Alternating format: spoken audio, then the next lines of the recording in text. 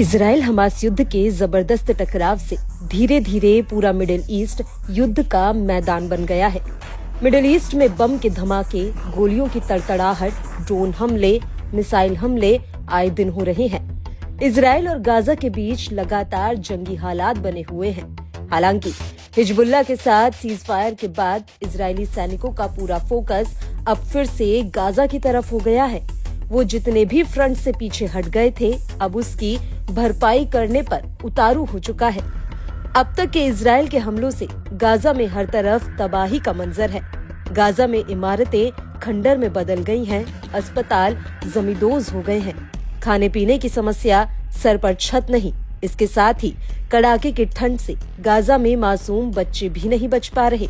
ऐसे हालात के बीच यूएन ने गाजा में हुए 7 अक्टूबर 2023 के इजराइल पर हमले के बाद से 12 अक्टूबर 2023 से लेकर 30 जून 2024 के दौरान किए गए हमलों पर जानकारी जुटाई है।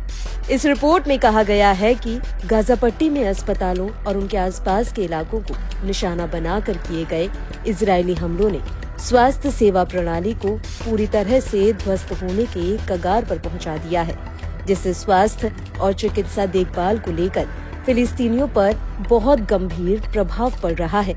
रिपोर्ट में इस बात पर जोर दिया गया कि अंतर्राष्ट्रीय कानून चिकित्सा कर्मियों और अस्पतालों की रक्षा करता है, जब तक कि वे अपने मानवीय कार्य से बाहर दुश्मन को नुकसान पहुंचाने के लिए इसका उपयोग गलत तरीके से नहीं करते।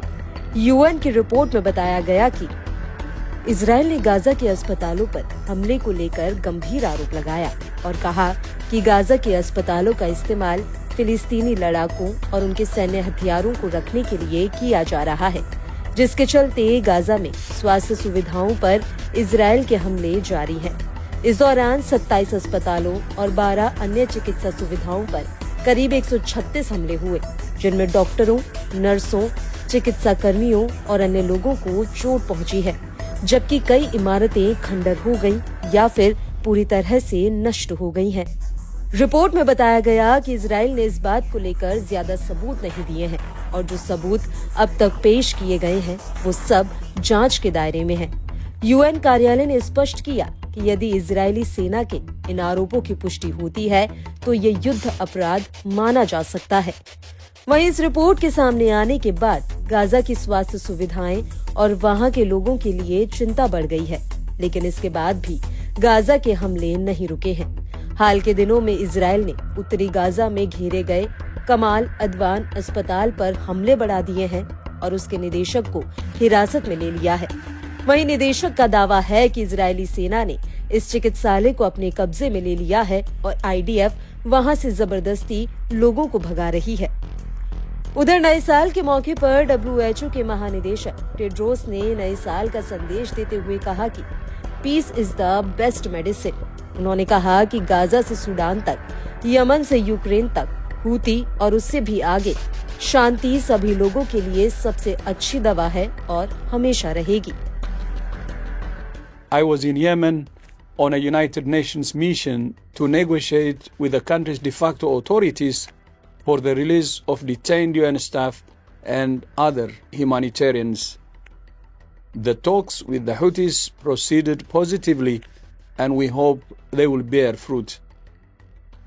While waiting to board our flight in Sana'a, the airport came under aerial bombardment by Israel.